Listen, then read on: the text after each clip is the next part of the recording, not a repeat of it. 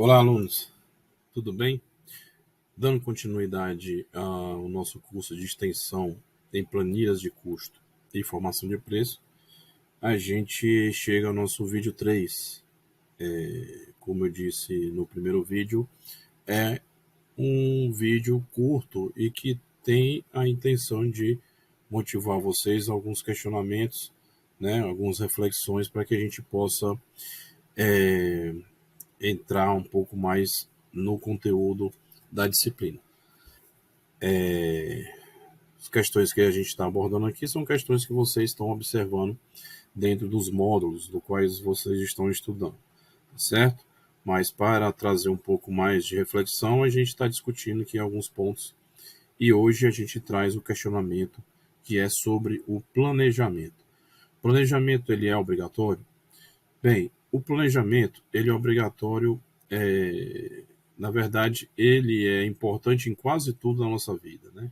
Desde o nosso planejamento individual, né, do ser humano, planejamento dentro da administração pública, ele vem muito forte desde da nossa administração no formato gerencial, que tem um foco muito nessa questão de planejamento, mas ela sempre esteve ali envolvida dentro dos nossos planos, né, governamentais. Porém, na legislação em contratos, apesar de estar até previsto que é necessidade, assim, implícito de que haveria necessidade de se fazer planejamento, não havia de forma explícita em nenhum artigo. E essa nova lei de licitação em contrato, ela acabou trazendo algo aí que chamou bastante atenção, principalmente o que abordava ali nos seus, no seu artigo 5º, que trouxe ali de forma explícita a questão do planejamento, assim como no seu artigo 11. Primeiro a gente vai abordar ali o que está falando na Instrução Normativa número 05 de 2017. Veja que no artigo 20 da Instrução Normativa, ela estabelece alguns instrumentos que a gente comumente chama, quem é da área das licitações e contratos, e os órgãos de controle gostam também dessa nomenclatura, que é os artefatos da contratação, eles estão previstos ali no artigo 20, que diz o seguinte: o planejamento da contratação para cada serviço a ser contratado consistirá nos seguintes etapas: estudo técnico preliminar, gerenciamento de risco e termo de referência ou projeto básico. São instrumentos equivalentes, vai depender do objeto que você está contratando. Então, no parágrafo 1º, ele ainda dispõe o seguinte, que as situações em que ensejam a dispensa ou inexigibilidade da licitação exijam o cumprimento das etapas de planejamento da contratação no que couber. Então, mesmo nas contratações diretas, a lei prevê que existe a necessidade de se fazer planejamento. Muitas vezes a contratação direta ela é justificada pela ausência de planejamento ou questões que envolvam ali em caráter emergencial, que realmente não há possibilidade de se planejar. Mas os outros incisos que estabelecem possibilidades de contratação direta por meio de dispensa, elas carecem, sim, de uma etapa de planejamento.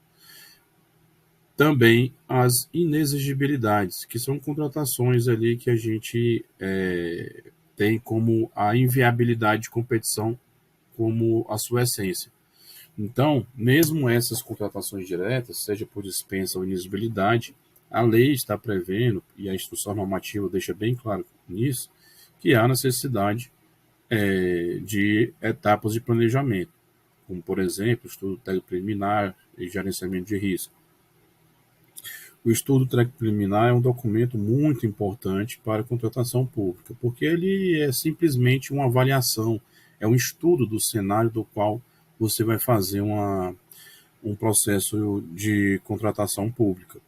Então, esse documento, que muitas vezes ele é copiado e colado entre processos licitatórios, ele pode comprometer o seu resultado final. O objeto da licitação pode ser fracassado ou contratado de forma antieconômica.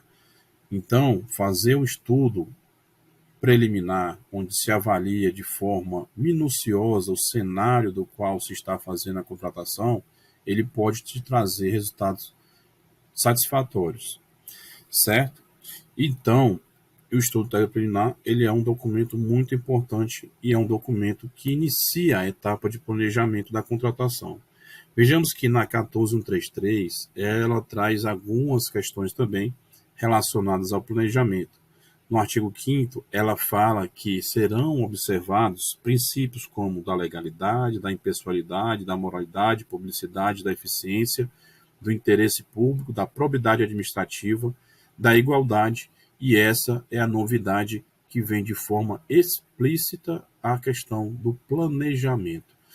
Vocês vão ter alguns desses princípios destacados lá no artigo 37 da Constituição Federal, né, que é o famoso LIMP, né, legalidade, pessoalidade, moralidade, publicidade, eficiência, mas de forma explícita o planejamento ainda não tinha se encontrado dentro desses normativos, principalmente aqueles que são relacionados à contratação pública. E aqui no artigo 5º, vocês acabam de observar que deram ênfase à questão do planejamento. Transparência também são princípios que já vinham ali sendo abordados em outros normativos, como Lei de Acesso à Informação. E o artigo 11 também veio para chamar bastante atenção, porque ele estabelece a questão que o planejamento orçamentário ele deve estar também vinculado a um plano de gestão, um plano estratégico e o seu plano orçamentário. Então, não basta apenas fazer um planejamento da instituição. É necessário que esse planejamento da instituição ele esteja vinculado, relacionado, junto aos planos de contratações públicas e os planos estratégicos e orçamentários. Então, tudo que é necessário contratar, ele deve estar previsto no seu orçamento. Então, o parágrafo único do artigo 11 fala o seguinte: a alta administração do órgão ou entidade é responsável pela governança das contratações e deve implementar processos estruturais, inclusive de gestão de risco, controles internos, para avaliar, direcionar e monitorar os processos licitatórios, os respectivos contratos, com intuito de alcançar os objetivos estabelecidos no caput desse artigo, promover um ambiente íntegro e confiável, assegurar o alinhamento das contratações ao planejamento estratégico e a leis orçamentárias. Então, esse artigo ele vem a trazer uma questão muito importante, que era um dos procedimentos licitatórios utilizados, por exemplo, nos pregões eletrônicos, na modalidade de sistema de registro de preço, no qual os normativos ali indicavam de que não haveria necessidade de ter dotação orçamentária suficiente para a execução daqueles registros de preço, porque era uma expectativa de compra.